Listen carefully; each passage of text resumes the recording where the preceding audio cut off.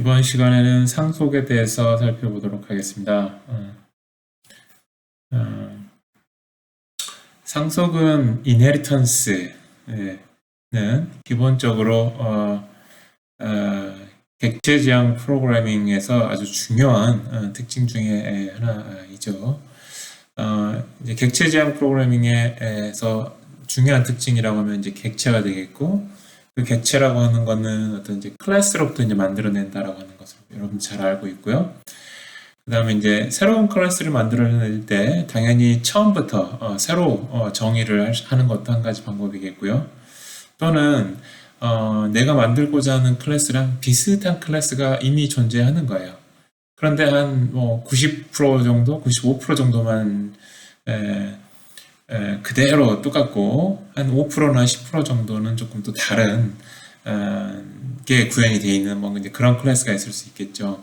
그래서 이제 그러한 클래스를 일부만 수정을 해서 또 이제 새로운 클래스를 만들어내는 이제 한 가지 방법이 inheritance 상속이 되겠습니다. 그래서 내가 이제 수정해서 사용하려고 하는 그 대상이 되는 그러니까 내가 물려받으려고 하는 그런 클래스를 기반 클래스, 베이스 클래스라고 이야기하고요. 또는 이제 부모 클래스라고 이야기하기도 하고. 그 다음에 그걸 물려받아서, 그 클래스를 물려받아서 새로 만든 클래스를 파생 클래스, derived class라고 하고, 또는 뭐 child class라고 이야기를 합니다. 그래서 이렇게 기반 클래스로부터 어떤 파생 클래스를 만들어내는 방법이 이제 상속이 되겠고, 상속은 이제 클래스를 새로 만들어내는 방법이고, 당연히 객체지향 프로그램에서 매우 중요한 그런 내용이 되겠죠. 상속을 해서 파생 클래스를 만든다라는 이야기는 기본적으로 기반 클래스에 있는 멤버 변수, 멤버 함수들을 다 파생 클래스에서 자동으로 사용할 수 있는 것처럼 자동으로 포함이 된다 라고 하는 게 이제 기본적인 원칙입니다. 됐고요. 그 다음에 이제 기반 클래스에 이제 없는 것들이 있을 수 있겠죠. 그러면 이제 파생 클래스에서 새로운 멤버 변수, 그러니까 기반 클래스에서는 없던 멤버 변수나 멤버 함수를 새로 추가하거나 또는 이제 기존의 멤버 함수들을 다시 이제 정의를 해서 새로운 동작이 되도록 또 다른 동작이 되도록 이제 재정의하는 그런 방법으로 이제 상속을 만들게 되겠습니다. 그래서 우리가 이제 용어를 기반 클래스, 부모 클래스라고 하고 또 파생 클래스, 자식 클래스라고 하기도 하고 또 뭐 ancestor 클래스, 부모의 부모 클래스, 또 자식의 자식 클래스, 자손 클래스, 조상 클래스 뭐 이런 이야기로 이제 상속 관계에 있는 여러 가지 클래스들을 지칭할 때 이런 용어를 사용합니다. 자, 그래서 이제 파생 클래스를 한번 이제 만들어 보려고 하는데요. 이제 그 예시를 어떤 걸 들었자면 employee라고 하는 클래스를 이제 기반 클래스로 이제 만들려고 합니다.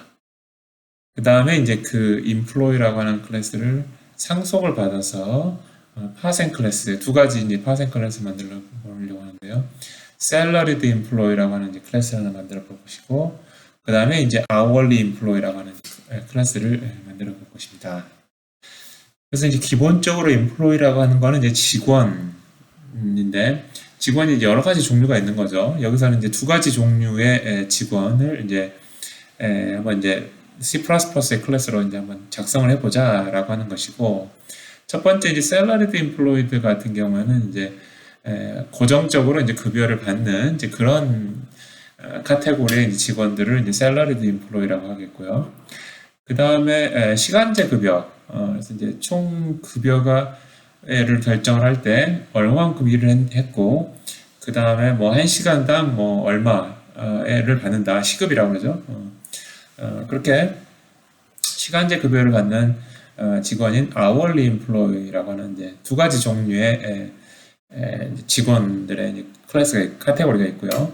그런데 이제 종류는 다르죠. 어떤 급여를 받는다라는 점에서 이제 급여를 받는 방법에 있어서 두 가지 분류된 그런 직원들이 좀 다른 방식으로 이제 월급을 받긴 하는데, 그럼에도 불구하고 둘 다 직원이라, 인플로이라고 하는 점에서는 동일하죠. 그렇기 때문에 고정 급여를 받는 salaried employee 클래스로 객체로 표현하려고 하는 고정 급여를 받는 직원도 이름, 주민등록번호가 있고, 또 시간제로 이렇게 급여를 받는 직원인 hourly employee 클래스의 이제 객체도 이름과 주민등록번호가 이제 있다는 이야기예요. 따라서 이름과 주민등록번호를 갖고 있다라고 하는 거는 고정급여를 받든 시간제 급여를 받든 동일한 것이죠. 그래서 이런 동일한 속성을 갖고 있는 것이 있다라고 하면 이거를 고정급여를 받을 때도 따로따로 정의하고 또 시간제 급여를 받는 직원에 대해서 따로따로 정의하지 말고 기반 클래스를 하나 둬가지고 그 기반 클래스에서는 이 고정급여를 받는 직원과 시간제 급여를 받는 직원의 공통적인 그런 속성이나 어떤 동작들을 표현을 하면은 적절을 하겠죠. 그래서 employee라고 하는 이제 클래스를 기반 클래스로 둬서 두 형태의 직원의 공통점인 이름과 주민등록번호를 가지고 있게 하고요. 그 다음에 이제 salaried employee와 hourly employee를 각각 정의를 해서 salaried employee는 지금 보니까 employee 클래스에서 총 급여도 같이 갖거든요. 그러니까 어쨌든 고정 급여를 받든 시간제 급여를 받든 내가 받아야 할 총 월급은 얼마냐라고 하는 것에 대한 속성은 같겠죠. 그 총 급여의 액수는 달라질지언정 총 급여를 받는다라는 사실은 같겠죠. 그래서 총 급여를 받는 것, 총 급여까지가 인플로이 클래스에서 포함을 하면 적절할 그런 두 가지 형태의 직원의 공통점이라고 이야기할 수 있을 것 같고요. 그 다음에 이제 셀러리드 인플로이 같은 경우는 주급만 있는 것이고요. 그 다음에 hourly employed 같은 경우는 이제 몇 시간 일을 했느냐라고 하는 근로 시간하고 그 다음에 이제 시간당 얼마를 받느냐라고 하는 것이죠. 그래서 이제 고정 급여를 받는 직원은 이제 뭐 월급보다는 월급이 아니라 이제 주급으로 이제 급여를 준다고 하고요. 주급 자체가 이제 총 급여가 되겠고요. 어떻게 보면 그 다음에 시간제 급여 같은 경우는 현재 얼마만큼 일을 했고 시간당 얼마를 받으니까 이 두 개를 곱한 게 이제 총 급여의 어떤 속성이 되겠죠. 자, 이렇게 해서 이제 한번 파생 클래스에 대한 이제 아이디어를 한번 좀 이야기를 해봤고요. 그래서 방금 이야기한 이제 기반 클래스로서 이름과 뭐 주민등록번호와 또 총 급여가 얼마냐 이런 세 가지 속성을 갖고 있는 기반 클래스인 employee 클래스에 대해서 한번 살펴보도록 하겠습니다. 그래서 방금 이야기한 이름, 주민등록번호, SSN이라고 있네요. 이거를 각각 스트링 타입으로 이제 표현을 하면 적절할 것 같고, 그 다음에 이제 net pay, 총 급여를 이제 저장하는 이 멤버 변수를 하나 가지고 있습니다. 세 개의 멤버 변수로 구성된 게 이제 employee 클래스가 되겠고요. 그러면 이제 이 세 개의 멤버 변수를 갖고 있으니까 그에 상응하는 어떤 또 멤버 함수들이 도입이 되겠죠. 일단은 name과 ssn과 뭐 netpay 이런 것들에 대한 getter 메서드, setter 메서드가 있어야 되겠죠. 그래서 get name, get ssn, get netpay 각각 스트링 더블을 리턴을 하고 이제 변경시키지 않으니까 const의 어떤 속성을 부여를 했죠. 멤버 함수에다가 const를 부여를 했다는 이야기는 요 const가 붙어있는 get name이라는 함수를 부른다고 했을 때 그게 요 private 멤버를 변경하지 않는다라는 뜻이 요 멤버 변수 get name에다가 const를 붙이는 것의 의미다라고 설명했습니다. 마찬가지로 get ssn과 get netpay도 const가 붙여있는 게 자연스럽고요. 이게 이제 getter죠. 세 개의 getter가 있고 세 개의 이제 setter가 있죠. set name, set ssn, set netpay 해가지고 각각 new name, new ssn, new netpay를 이제 지정을 해서 이 private member 세 가지 중에 어떤 하나를 이제 변경을 시키는 그런 세터가 있겠습니다. 그 다음에 이제 두 가지 생성자가 있죠. employee의 기본 생성자라고 하는 게 하나가 있고, 그 다음에 이름하고 주민등록번호를 지정한 일반 생성자가 있겠죠. 그래서 지금 생성자가 좀 두 개를 선언해 놓았고요. 그 다음에 이제 프린트 책이라는 함수를 통해서 이제 월급 명세서 같은 것들을 이제 한번 출력을 해보겠다 라고 하는 게 이제 employee 클래스입니다. 아이디어 아시겠죠? 뭐 어려운 거는 아니죠? 그래서 exit 해서요. 자, 그래서 방금 이야기한 employee 클래스라고 하는 생성자들 한번 만들어보고 getter, setter 만들어보고 프린트 책이라는 함수 한번 만들어보려고 합니다. 이제 하나씩 읽어보면 뭐 금방 여러분들이 이해할 수 있지 않을까라는 생각입니다. 자, 일단 employee라는 클래스의 일반 생성자부터 봅시다. 그래서 새로운 이름과 새로운 주민등록번호를 지정을 받는 것이죠. 그러면은 이제 the name, the number로 이제 인자로 들어왔어요. 새로운 이름과 새로운 주민등록번호. 그럼 이제 그거를 private member 변수 중에 하나인 name과 name에다가 the name을 어사인 할 것이고, 그다음에 SSN에다가 the number를 어사인 하도록 초기화 섹션을 구현했고요. 그 다음에 또 넷페이가 있죠, 넷페이. 넷페이는 지금 아직 요 인플로이의 월급이 어떻게 될지는 요 기반 클래스에 사실은 그러한 정보가 있는 게 아니라 셀러리드 인플로이나 아워리 인플로이, 즉 월급을 받는, 사실 이제 주급이었죠. 주급을 받는 직원과 그 다음에 뭐죠? 시급제로 일하는 직원. 그 사람들이 이제 어떤 식으로 내가 받아야 될 월급의 총 액수가 얼마냐, 이제 그걸 계산하는 루틴들이 이제 그쪽에 있고요. 인플로이 클래스에서는 그 총합을 저장할 멤버 변수는 있지만 그 멤버 변수에 들어갈 총 월급액, 총 급여액, 그걸 어떻게 계산해야 될지에 대한 정보는 인플로이 클래스에 있을 수가 없어요. 왜냐하면은 각각의 종류의 직원들마다 급여 계산하는 방법이 다르기 때문에 인플로이 클래스에 뭔가 하나 급여 계산하는 어떤 로직이 있다라고 하면은 이제 그걸로 결정이 돼버리는 것이죠. 그렇기 때문에 파생 클래스에서 이제 총 급여가 얼마일지를 결정하는 어떤 그런 루틴들이 있고 함수들이 있고, 기반 클래스에서는 그냥 그렇게 파생 클래스에서 계산한 총 급여를 저장할 수 있는 멤버 변수 넷페이만 가지고 있다. 그래서 일단은 어떻게 이제 이걸 계산해야 될지는 요 시점에서는 알 수는 없으니까 그냥 영어로 지금 초기화하는 이제 그런 코드가 있겠습니다. 이게 이제 인플로이 클래스의 일반 생성자가 되겠고요. 그 다음에 이제 인플로이 클래스의 기본 생성자, 인자는 아무것도 안 받는 거, 그런 기본 생성자를 정의를 해서 뭐 name, no name yet, no number yet, net pay 해서 이제 각각 이렇게 지정을 해도 좋을 것 같기도 하고요. 혹은 이제 여기가 있으니까 그냥 employee 해가지고 요 no name yet, no number yet을 지정을 하고 그 다음에 net pay를 제로로 지정하는, 이제 그렇게도 한번 만들어 볼 수가 있을 것 같습니다. 일단 그렇고요. 그런 경우는 안 되겠군요. 실제로 그냥 name과 SSN, net pay를 따로따로 이렇게 초기화를 하는 게 맞는 것 같습니다. 자, 일단 그렇고요.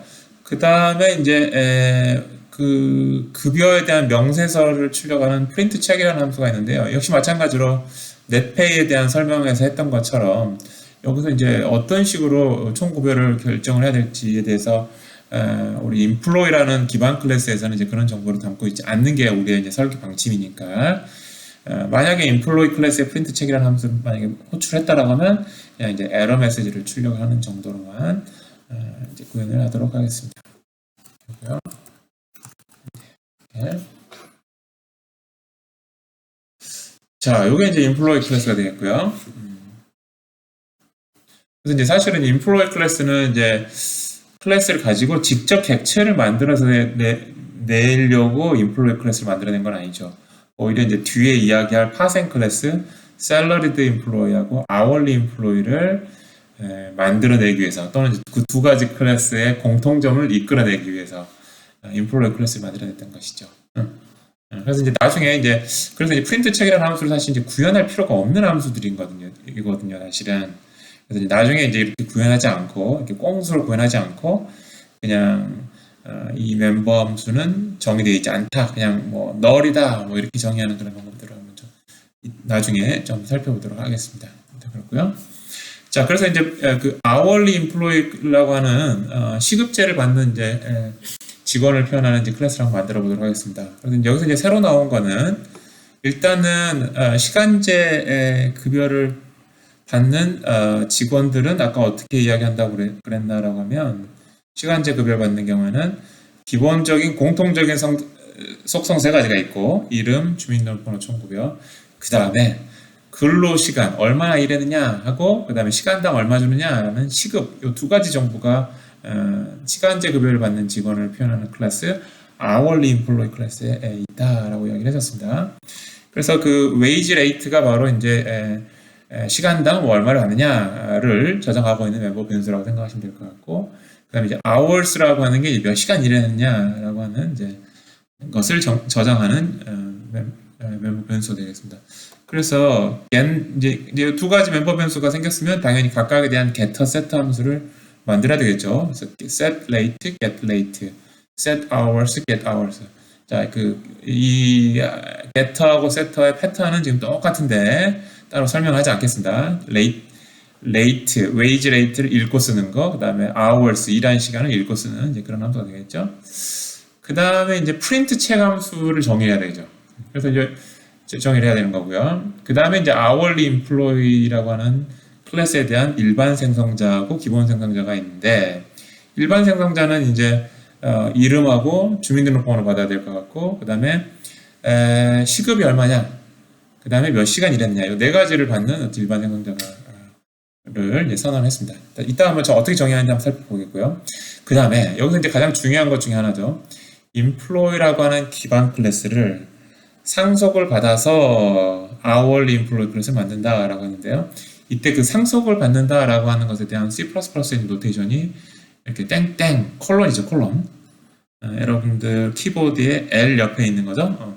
콜론하고 그 다음에 이제 public이냐, 뭐 protected냐, 뭐 private냐라고 물려받을 때 물려받은 기반 클래스의 속성을 좀 이렇게 변경할 수 있는 그런 방법들이 있는데요. 일단은 거의 한 90% 이상은 다 퍼블릭한 방식으로 이제 상속을 받습니다.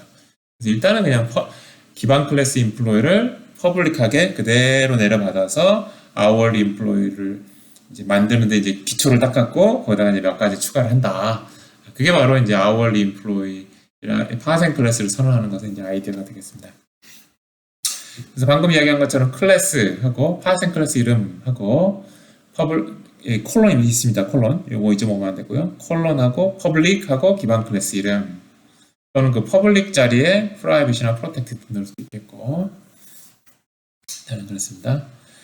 그 다음에 이제 이 파생 클래스에 새로 추가할 멤버나 재정의할 이제 기반 클래스 멤버 함수들을 이제 나열을 하는 거죠. 예를 들면 아까 hourly employee 같은 경우에는 wage rate하고 hours라고 하는 새로 추가가 된 어떤 그런 멤버들이 있었죠.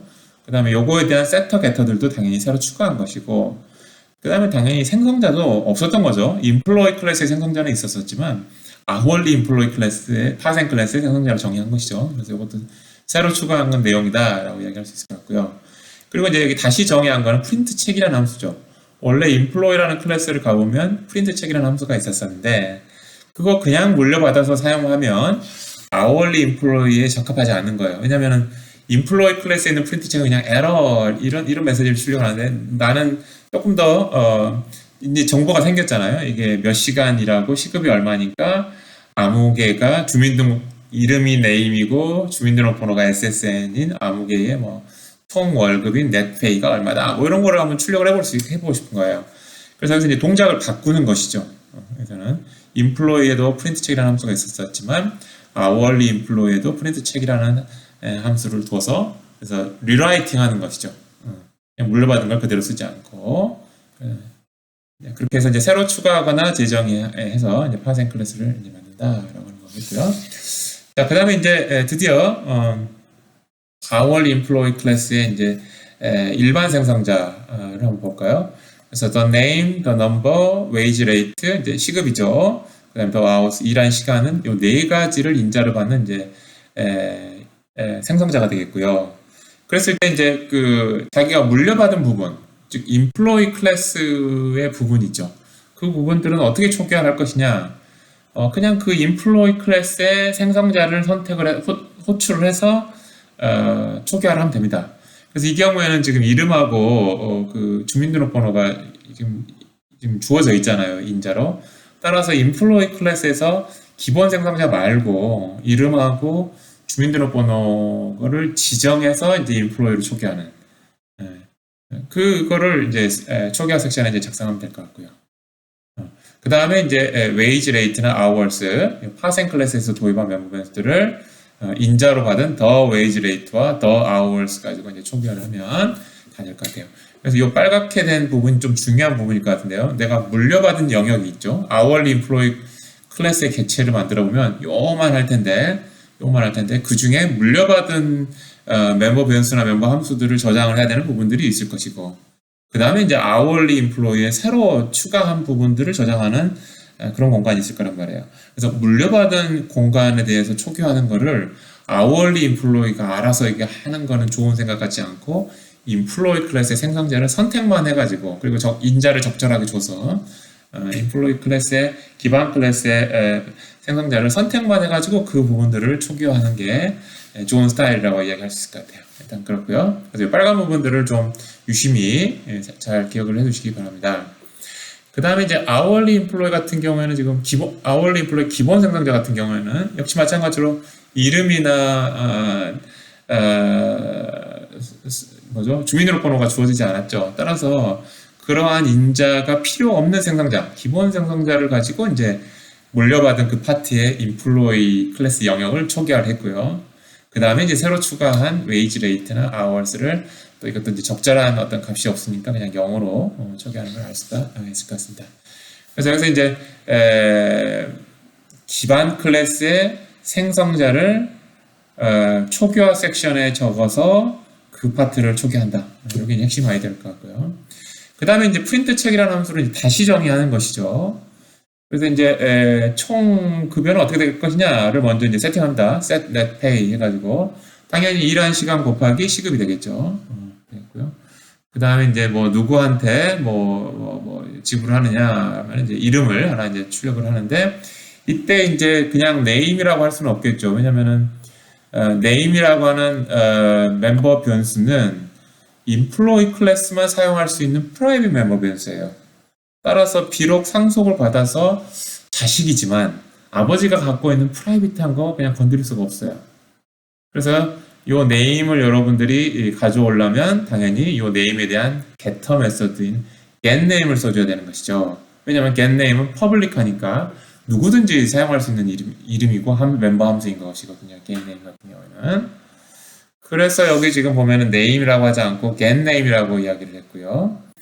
그 다음에 이제 뭐 employee number 해서 get SSN 해서 가져오는 것이고, 그 다음에 일한 시간 hours나 그 다음에 이제 시급 wage rate는 요 hourly employee 클래스의 private 멤버이기 때문에 그냥 직접 사용할 수 있었던 것이고, 그 다음에 이제 총 급여가 얼마냐 했을 때 물론 이제 hours 곱하기 wage rate를 바로 해도 되긴 하지만 이미 세팅해놨으니까 get net pay를 불러가지고 이제 총 급여 아까 세팅해놨던 것들을 이제 다시 가져와서 프린트를 하게 되겠습니다.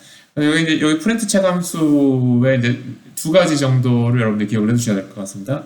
첫 번째는 물려받은 걸 그대로 쓰지 않고 다시 재정의할 수 있다라는 거고, 두 번째는 물려받은 멤버 변수들을 액세스할 때하고 자기가 직접 가지고 있는 멤버 변수 액세스할 때하고 좀 다른 양상을 보일 수 있으니 기반 클래스에서 물려받은 건 아마 getter, setter 이런 걸 사용을 해야 될 것 같고, 내가 가지고 있는 거는 뭐 이제 직접 이름을 불러도 될 것 같긴 하고요.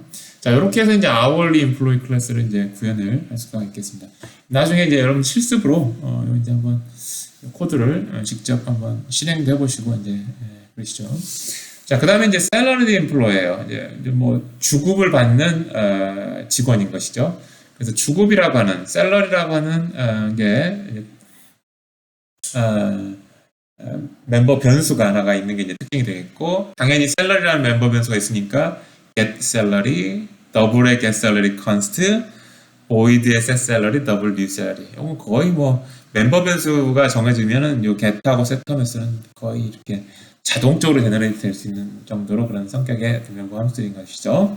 그 다음에 이제 일반 생성자하고 기본 생성자, 그 다음에 여기도 마찬가지로 주급에 맞는 어떤 그런 월급 명세서, 주급 명세서로 또 있나요?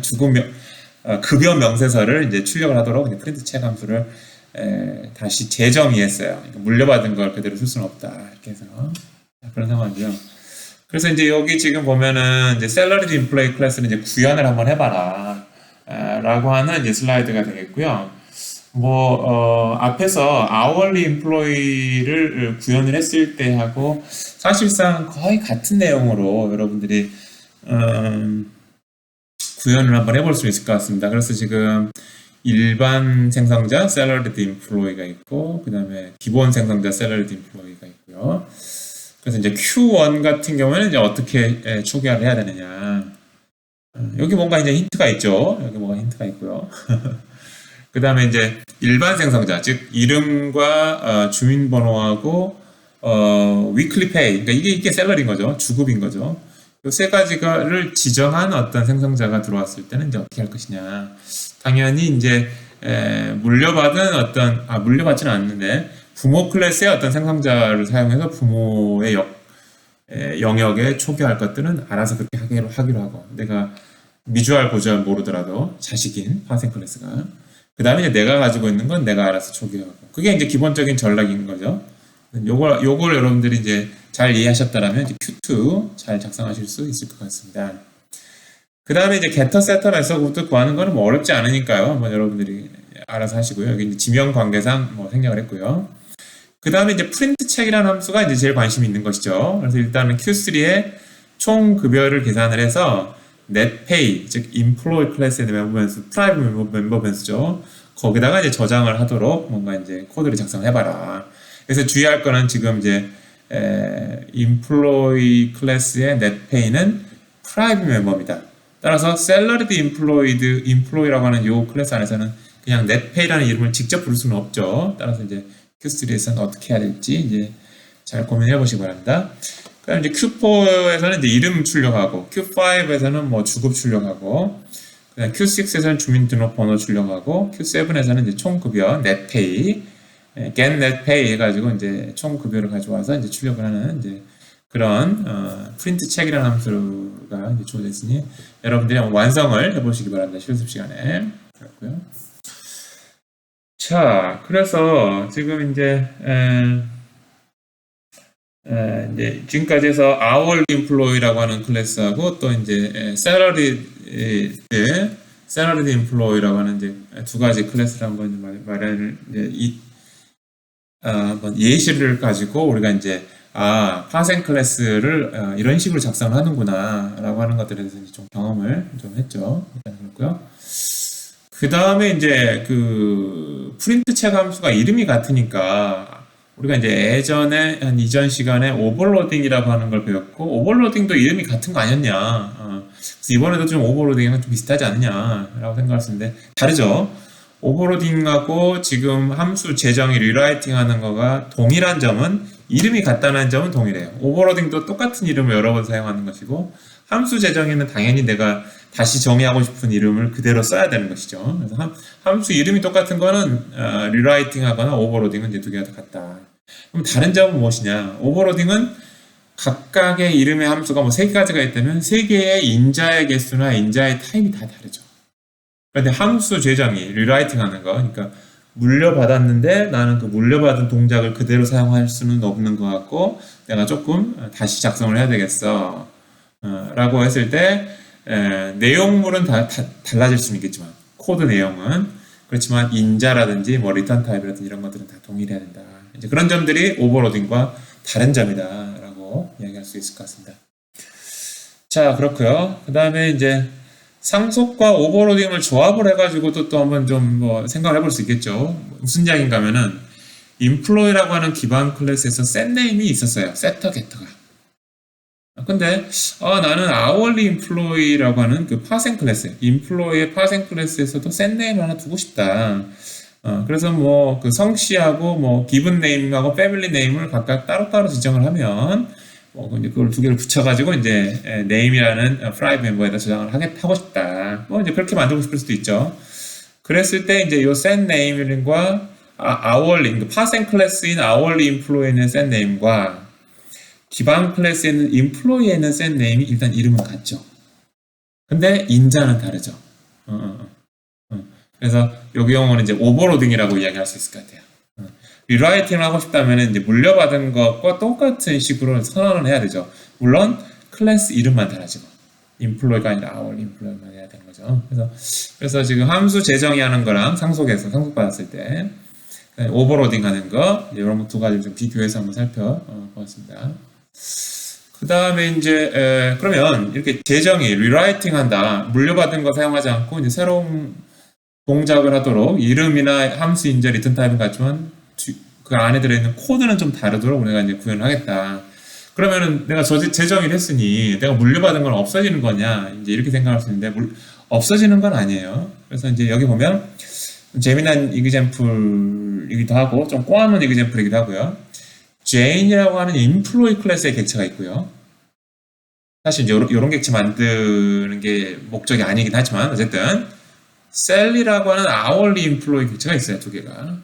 그러면 당연히 제인의 프린트 책 하면은 제인이 이제 employee 클래스에 있으니까 당연히 employee에 있는 멤버 하면서 프린트 책이 불리겠죠.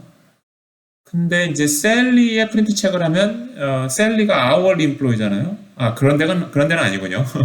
셀리가 hourly employee 클래스니까 hourly employee 클래스의 프린트 책이 이제 불리게 되겠어요. 뭐 이상할 거 없죠. 여기까지는 so far so good. 여기가 이제 조금 이제 새로운 이제 한번 좀 기억은 하시라 뭐 이런 이제 구문이 나왔습니다.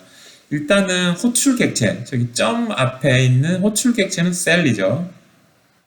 근데 프린트 책 함수를 부를 때 그냥 셀리.프린트 책을 했으면 셀리가 hourly employee 클래스의 객체니까 당연히 hourly employee는 프린트 책이 불렸겠지만 나는 셀리라고 하는 거를 호출 객체로 일단 하는 것까지는 똑같은데 employee에는 프린트 책을 꼭 집어서 내가 부르고 싶어 라고 이야기할 때는 이제 프린트 책 앞에 employee 클래스 안에 들어있는 이라고 하는 이제 employee 클래스 이름하고 지정 연산자 땡땡땡땡을 멤버 함수 이름 프린트 책 하고 그 다음에 호출 객체 셀리 h 그 사이에다가 배치를 하면 내가 이제 꼭 집어서 어떤 요 프린트 책 함수, 저 프린트 책 함수라고 꼭 집어서 이제 호출을 할 수 있는 방법도 있다라고 하는 것을 여러분들이 아시면 될 것 같고요. 그 다음에 이제 기반 상속에서 상속은 기본적으로 기반 클래스에 있는 모든 멤버 변수나 멤버 함수를 물려받는 것이 원칙인데요. 근데 이제 그 클래스에서만 사용해야 되는 어떤 특별한 멤버 함수들이 있어요. 예를 들면 생성자, 소멸자, 그 다음에 할당 연산자. 얘네들은 이거를 물려받아서 뭔가 사용할 어떤 그런 대상의 멤버 함수들은 아닌 것이죠. 각각의 클래스의 타이틀이 연결이 되어 있는 아주 이렇게 밀착해서 연결되어 있는 어떤 이제 그런 멤버 함수라고 할 수 있겠죠. 이런 것들은 이제 상속에서 제어가 된다. 자연스럽죠. 그 다음에 이제 뭐라고 써있습니까? 파생 클래스에서 위의 멤버 함수를 명시적으로 정의 안 했어요. 그냥 내가 필요한 일반 멤버 함수만 정의할 수도 있겠죠. 그래서 만약에 정시하지 않았다면 당연히 파생 클래스의 기본 생성자, 파생 클래스의 기본 소멸자, 파생 클래스의 기본 복사 생성자, 파생 클래스에서의 기본 할당 연산자 이 네 가지가 한 세트가 자동으로 이제 컴파일러에 의해서 파생 클래스에 이제 자동으로 추가가 된다. 작성 안 했다라면 그런 이야기도 좀 해봤습니다. 그 다음에 이제 드디어 기반 클래스를 상속을 받아서 파생 클래스를 만드는 어떤 예제를 살펴봤고요. 그랬을 때 당연히 상속 관계에 의해서 형호환성이 이루어질 수가 있겠죠. 무슨 이야기인가 하면은 부모 클래스, 그러니까 파생 클래스의 객체, 즉 자식 클래스의 객체를 기반 클래스의 객체를 요구하는 자리다가 집어넣어서 항상 사용할 수 있다는 이야기예요. 무슨 이야기인가 하면 자 여기 보세요. 여기 좀 x는 y라고 하는 대인문이 있고요. 여기 지금 x를 보니까 x가 베이스 클래스, 아마 이제 기반 클래스인 것 같고요. 요 베이스 클래스를 상속을 받아서 아마 derived 클래스를 만들었다라고 지금 가정을 하는 것 같습니다. 이 슬라이드에서는 지금 명확하게 언급은 안 했지만 그랬을 때 이렇게 할당문이 되지 않느냐라는 게 이제 여기서 이야기하고 싶은 포인트고 예제고 기본적으로 할당문은 왼쪽과 오른쪽이 같아야 돼요. 기본적으로 그게 이제 가장 기본적인 아이디어입니다. 근데 보니까 여기 지금 derived 클래스, y가 derived 클래스거든요. 오른편이 x가 베이스 클래스거든요. 그래서 베이스 클래스를 상속받아서 derived 클래스 만들 때 베이스 클래스에는 없지만 derived 클래스에서는 있는 것들이 좀 있겠죠. 그래서 이제 요게 양쪽이 안 맞는 게 아니냐 이렇게 생각하실 수 있을 것 같고 그랬을 때 이제 여러분들이 요 오퍼레이터 할당 연산자에 대한 함수의 인자 타입과 리턴 타입을 어떻게 정했는지 여러분들 한번 기억을 한번 해보세요. 이렇게 정했죠. 베이스 클래스라고 하는 이 클래스 이름 안에 들어가는 영역 지정 연산자 하고요. 그 다음에 이제 할당 연산자 하고 그 다음에 이제 이게 재밌죠. 베이스 클래스의 참조형이 들어와야 되는 것이죠. 그 다음에 이제 리턴하는 것도 베이스 클래스 참조형을 리턴하는 거고요. 근데 이때 이제 질문이 뭐였냐면 그러면 이 베이스 클래스의 참조형을 받는 자리에다가 derived 클래스 객체를 이렇게 어떻게 좀 집어넣을 수 없겠느냐라는 이야기예요. 근데 그게 상속 관계에 의한 형 호환성이 가능하다. 부모가 나서야 할 자리에 부모가 좀 무슨 사정이 생겨서 거기에 못 간다면 그 부모의 자식이 대신해서 갈 수 있다는 이야기예요. 그게 바로 상속 관계에 의한 형 호환성이 되겠습니다. 아이디어 아시겠죠? 일단 그렇고요. 그리고 여기는 특히 이제 참조형이기 때문에 특히나 뭐 복사가 이루어질 일도 없고 또는 갑형으로 되면은 이제 이게 또 잘라질 거예요. 이게 슬라이싱이라고 하는데 슬라이싱이 될 건데 여기서 그냥 참조형이니까 뭐 슬라이싱을 해서 하는 좀 불편함이나 아니면 또 뭐였죠? 그런 불편함들을 없애고자 이제 상속관계에 관한 형 호환성 이런 것들을 이제 도입을 하지 않았을까라는 생각이 좀 듭니다. 그래서 이제 참조형이라고 하는 점을 좀 유심히 살펴보시고요. 그 다음에 여기서는 그럼 참조형만 할 수 있느냐? 사실 그렇지 않아요. 이제 갑형으로도 할 수 있어요. 갑형으로 베이스 클래스라고 하고 이제 요 F라는 함수의 인자가 지금 베이스 클래스의 객체 하나 갖고 있고 그 다음에 갑형이기 때문에 이제 복사를 해서 가져오는 것이잖아요. 일단은 복사를 해서 가져오는 것이고 그러다 보면 이제 베이스 클래스가 아니라 derived 클래스를 저 x 인자로 x의 실인자로 일단 줬다고 하면 derived 클래스에서 베이스 클래스에 나와 있지 않는 것들은 이제 같이 치기를 하고 이제 같이 이야기를 이제 하면 될 것 같습니다. 일단 그럴까요? 자, 그래서 이제 갑형으로 할 때랑 그 다음에 이제 참조형으로 할 때 조금 미묘한 차이들이 좀 있다라고 하는 것도 좀 기억을 해두시고요. 자, 그 다음에 이제 또 교통정리해야 될 것들이 뭐가 있냐면요. 이제 클래스 안에 파생 클래스라고 하면 기본적으로 기반 클래스의 생성자가 있고 파생 클래스의 생성자가 있는 것이죠. 따라서 그럼 둘 중에 어떤 거 먼저 불러야 돼? 이런 것들이 이제 고민이 되는 것이죠. 그래서 답은 기반 클래스의 생성자가 다 실행이 끝나고 리턴 되면 그 다음에 이제 파생 클래스의 생성자를 이제 실행을 해서 이제 실행이 되겠다. 그러니까 제일 처음에 파생 클래스의 생성자를 호출을 하겠죠. 아직은 생성자가 실행이 된 건 아니고 호출이 됐고 보니까 기반 클래스의 생성자가 있죠. 그래서 기반 클래스의 생성자를 이제 가서 다 실행하고 그 다음에 이제 돌아옵니다. 그러면 이제 파생 클래스의 생성자를 이제 실행을 할 준비가 된 것이죠. 일단 그렇고요.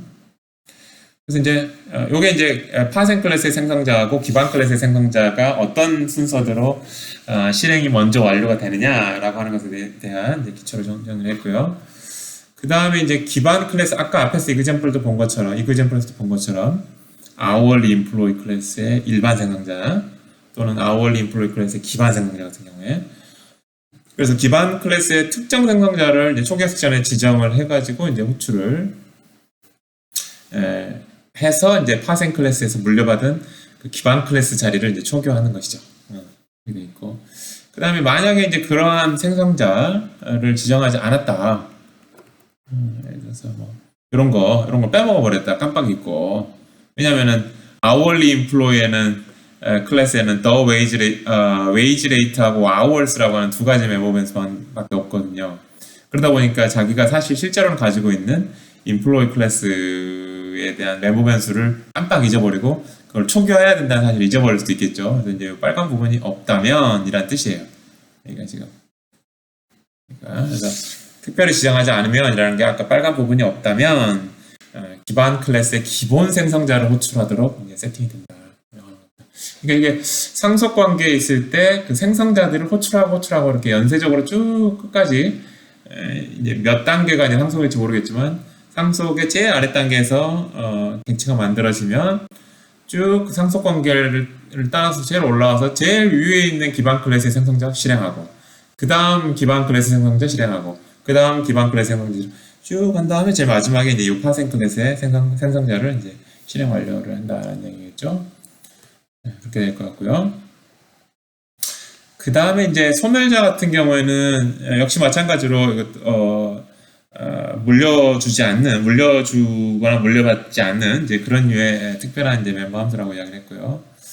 그 다음에 이제 파생 클래스의 소멸자는 내가 가지고 있지 않은 부모 클래스의 어떤 멤버 변수에 대해서도 뭔가 클린업 작업을 해줘야 되느냐라고 생각할 필요는 없고, 그냥 파생 클래스 자기 자신의 멤버 변수만 클린업만 하면 이게 상속관계로 쭈루루루 이렇게 여러 개의 클래스들이 기반 클래스 2번, 기반 클래스 3번 이렇게 되나? 기반 클래스, 파생 클래스, 파생 클래스의 파생 클래스, 파생 클래스의 파생 클래스, 파생 클래스 이렇게 그런 이제 상속관계에 있는 클래스들이 쭉 있으면 각각이 선언한 각각이 가지고 있는 멤버 변수들만 각각 초기화하게 되고, 그 다음에 이제 파생 클래스의 소멸자가 호출이 되면 어떻게 되냐면 자기 자신의 소멸자가 실행이 다 끝나면 한 스텝 올라가지고 기반 클래스의 소멸자가 실행이 되는 거예요.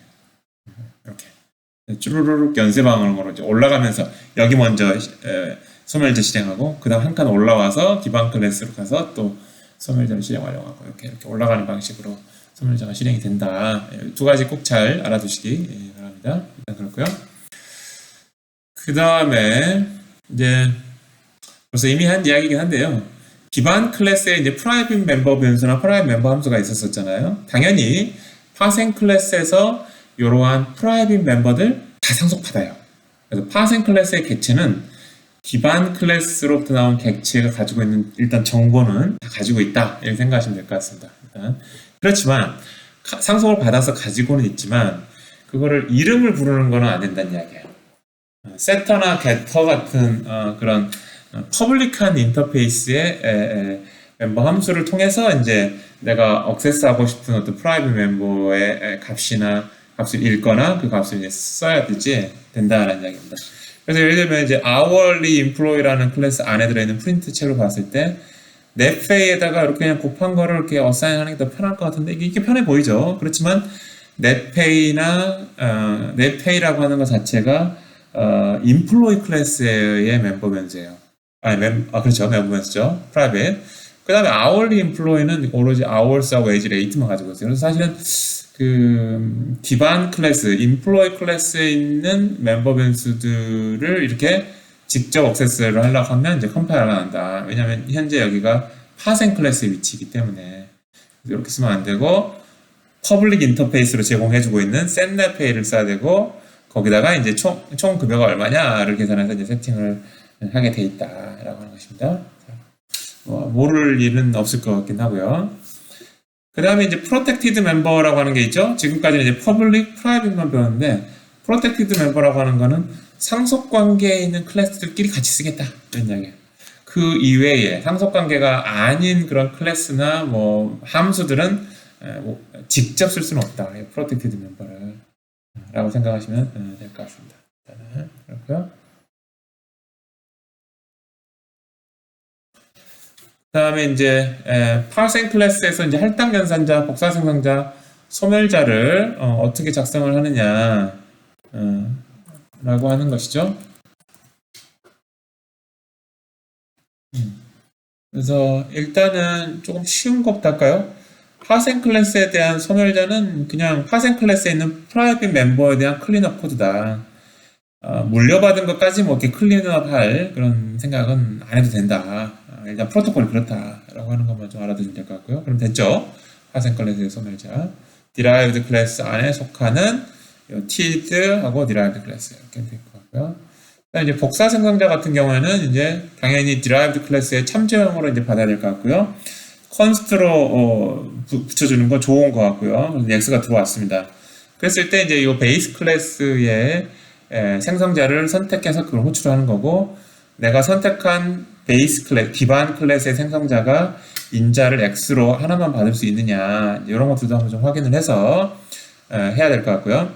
이제 그렇다 쳤을 때 베이스 클래스에 x만을 줘가지고 어떤 기반 클래스에 있는 생성자를 여러 개 있다라면 그 중에 하나를 선택을 해서 거기다가 이제 x라는 인자를 주고, 그다음에 이제 뭐 매달 뭐 얼마씩 좀 줘야 되나? 아무튼 그래서 주고, 그다음에 이제 베이스 클래스 x를 주고 그 물려받은 기반 클래스의 영역을 초기화하는 것이죠.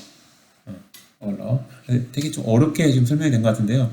요게 지금 앞에서 요 부분이라고 하면 될 것 같습니다. 요 부분. hourly employee 파생 클래스 안에서 기반 클래스의 생성자를 지정을 해가지고 초기화하는 거, 초기화 섹션에서 그 부분 이야기한 겁니다, 사실은. 그렇고요. 그 다음에 이제 파생 클래스의 할당 연산자는 이제 당연히 derived 클래스의 참조형을 인정을 받아야 되겠죠. 이게 이제 오른편일 것 같고 호출 객체가 이제 왼편이 되겠죠. 그랬을 때 지금 파생 클래스에서 가지고 있는 멤버 변수들에 대한 할당은 파생 클래스가 해야 되는 게 마땅하나 기반 클래스에서 물려받은 멤버 변수에 대한 할당문은 기반 클래스 원래에 있었던 할당문을 사용을 해서 이제 하라는 이야기예요. 그래서 제일 첫 번째 코드가 요 할당문 파생 클래스 파생 클래스의 할당 연산자를 정의할 때 제일 첫 번째 문장이 아마도 이런 문장으로 되면 뭐 그렇게 어렵지 않게 작성했을 것 같아요.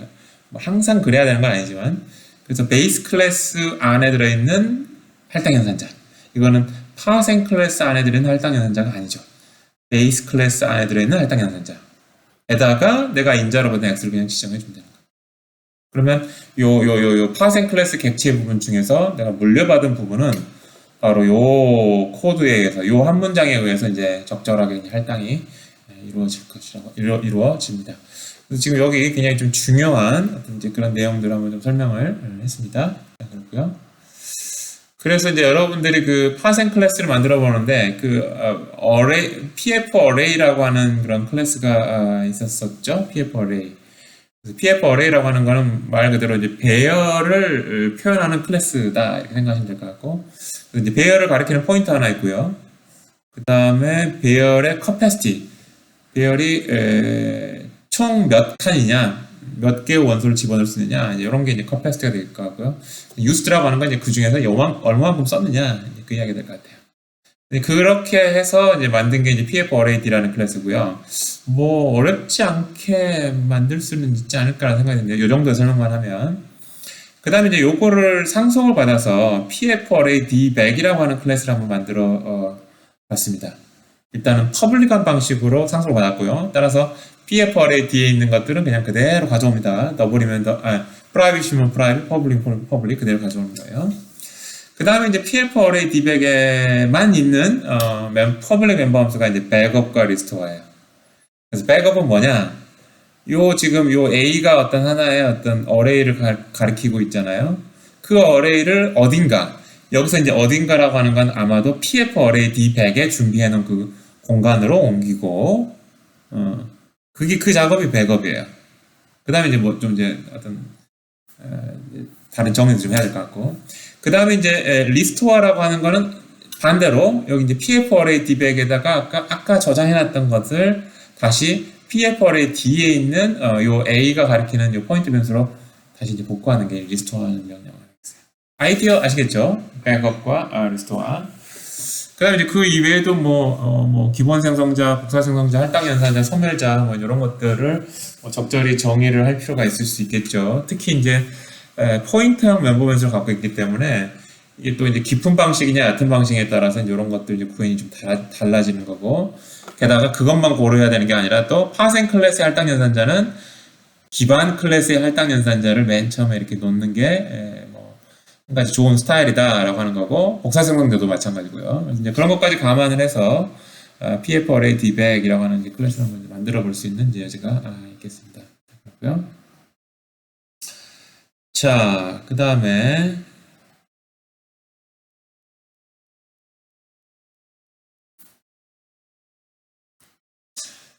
그렇고요. 자, 그래서 지금 여기 이제 pf array dback이라고 하는 거였는데요. 여기 지금 테이블이라는 클래스를 가지고 사실 똑같은 예제입니다. 여기 지금 name형이라고 하는데 이걸 스트링으로 바꿔도 좀 괜찮겠습니다. 바꿔지나요 지금?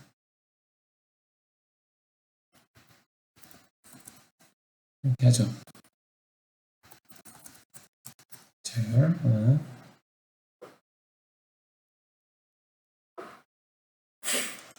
자, 그래서 이제 pf array라고 하는 클래스의 example를 들어도 좋을 것 같기도 하고요. 그보다 조금 더 간단한 이제 테이블이라는 클래스의 예하고, 그 다음에 요거를 상속하는 테이블 백업이라고 하는 이제 클래스를 이제 한번 이제 정의를 한번 해보는 게 이제 한 가지 여러분들이 연습 문제가 될 것 같습니다. 그래서 이제 이름은 조금 다르긴 한데요. 지금 거의 똑같죠. 그리고 조금 더 요 내용들을 더블 타입의 포인터 A와 capacity used 이런 것들을 조금 이제 간소화해서 그냥 사이즈라고만 했습니다. 이제 스트링 스타라고 하면 이제 스트링형 객체 여기다가 이제 P에다가 이제 배열을 가리키게끔 지금 일단은 좀 할 거고요. 일단은 자, 이렇게 해서 이제 한번 여러분들이 한번 테이블 백 여기 일단 기본적으로 테이블 클래스에 뭐 껍데기 코드이긴 하지만 주어져 있고 그 다음에 이제 테이블 백이라는 클래스를 만들어서 백업이나 리스토어 멤버함수 도 구현해보고 기본 생성자, 복사 생성자, 할당 연산자, 소멸자 그다음에 이걸 이제 깊은 방식에 복사하고 깊은 방식의 삭제로 한번 작성을 한번 해보면 좋을 것 같습니다. 그렇고요. 그래서 이제 지금까지 파생 클래스 이야기 많이 했는데요. 그래서 이렇게 상속 관계, 기반 클래스하고 파생 클래스는 상속 관계에 있죠. 이 상속 관계에 있는 거를 무슨 관계라고 그러냐면 있어 관계다 라고 이야기해요. 그 말은 무슨 이야기냐면 파생 클래스의 객체는 기반 클래스의 객체이다.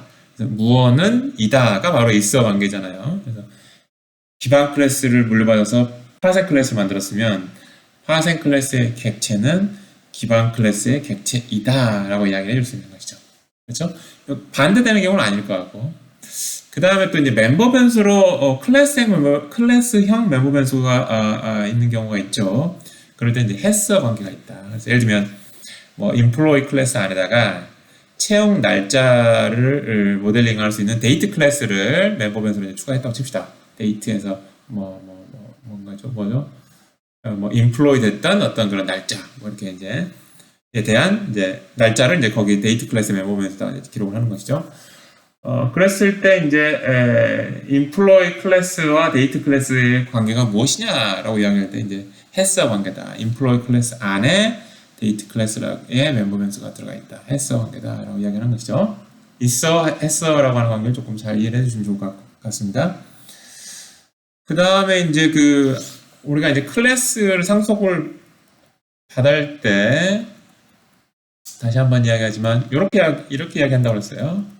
이렇게 이게 파생 클래스, 이게 기반 클래스, 그다음에 이제 콜론하고 퍼블릭이든지 콜론 프로텍티드, 콜론 뭐 프라이빗 어쨌든 상속을 받을 때도 속성을 하나 지정할 수 있다. 그거에 우측이 기반 클래스, 좌측이 이제 기반 클래스, 파생 클래스다. 이런 이야기를 좀 했고요. 그랬을 때 요거죠. 그랬을 때 이제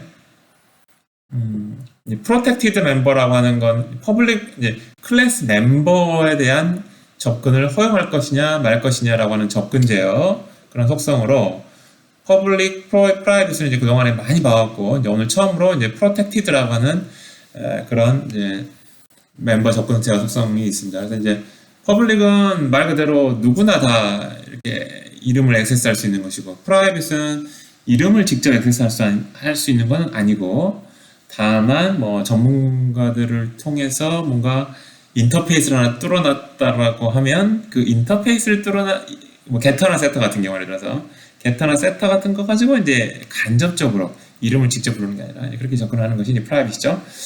그랬을 때 이제 기반 클래스 이제 프로텍티드라고 되면 상속 관계에 있는 어떤 클래스 안에서만 이 멤버 변수를 이제 사용을 하겠다라고 하는 것이죠. 그래서 파생 클래스에서는 마치 이게 퍼블릭 자기 것인 양 멤버의 이름으로 직접 접근할 수 있는데 상속 관계가 아닌 클래스 외부인 거예요. 상속 관계가 아닌 클래스 외부에서는 이제 이 멤버의 이름을 직접 사용하는 거는 compile error라고 할 것 같습니다. 그래서 이제 이렇게 요약할 수 있겠죠. protected 멤버로 선언돼 있어. 그러면은 파생 클래스한테는 퍼블릭인 것처럼 이해가 되는 것이고 클래스 외부에는 이제 private로 이해가 되는 그런 멤버 접근 제어 속성이다. 그게 바로 protected다라고 하는 이야기입니다. 그렇고요. 잠깐 옆에서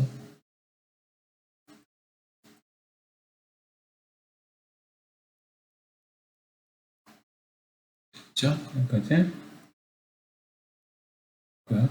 그래서 지금 클래스 이제 상속을 받을 때도 방금 이야기한 접근 제어 속성에 해당하는 키워드를 붙일 수 있다고 했죠.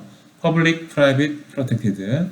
근데 사실은 이제 Private과 Protected는 잘 사용되지 않고 있고. 참고로 이야기하면은 자바는 이제 Public한 방식만 상속을 받기 때문에 이런 속성을 붙이지 않고 그냥 키워드로 뭐 extense라고 하는 그런 키워드를 쓰죠. 그래서 파생 클래스, extense, 기반 클래스 이렇게 쓰면 이제 퍼블릭하게 상속을 받는 걸로 이제 이야기를 하고 있고요. 만약에 이제 protected로 방식으로 상속을 받았다. employee 클래스에 있는 내용 멤버들을 protected 방식으로 받았다라고 하면 무슨 이야기인가 하면은 employee 클래스에 있는 모든 퍼블릭 멤버가 protected 멤버로 변경되는 것이에요. 아이디어 아시겠죠? 그 다음에 프라이빗 방식으로 선언됐다는 이야기는 기반 클래스의 모든 멤버를 프라이빗 멤버로 변경하는 것이죠. 그래서 프로텍티드로 상속받았을 때는 이제 프라이빗 멤버 같은 경우는 그대로 프라이빗으로 남겨있고 퍼블릭을 프로텍티드로 좀 다운그레이드 시키겠다는 이야기죠.